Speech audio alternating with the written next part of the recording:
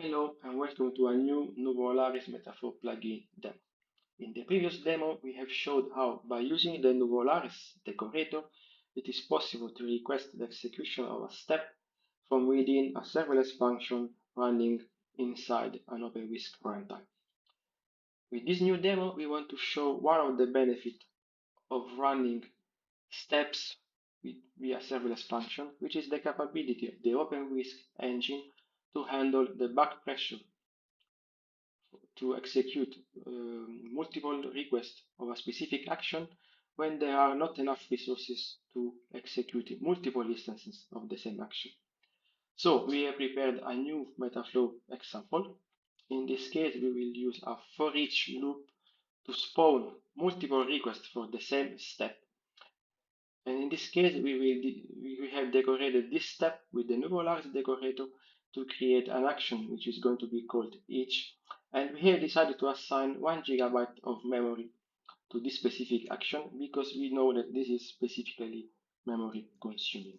So let's request the execution of this flow to Metaflow and let's see how the interaction with the OpenWhisk engine goes.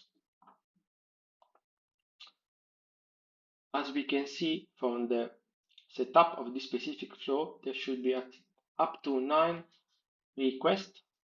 There will be actually 9 requests to execute the each action. And so we expect that in the best of the scenario, there will be 9 instances of the each action being executed on the serverless function.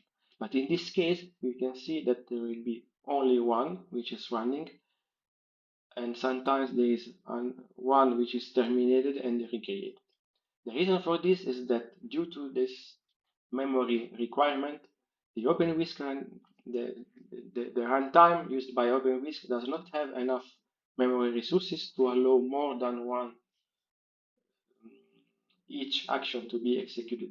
But on the same time, we can see that the Metaflow engine continues to execute the flow without any blocking issues and without error because there are not enough resources to launch the action.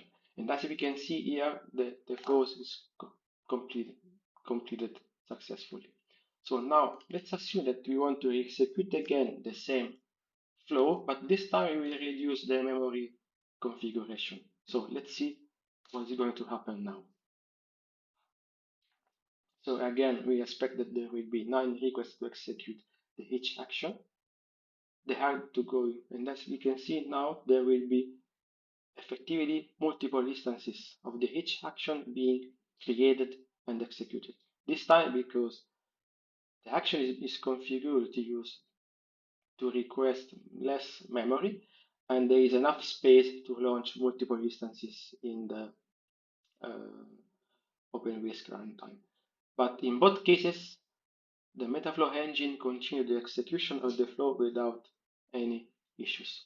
And this is one of the typical advantages of using a serverless platform to execute Metaflow steps. So that's all for this demo, and see you to the next one.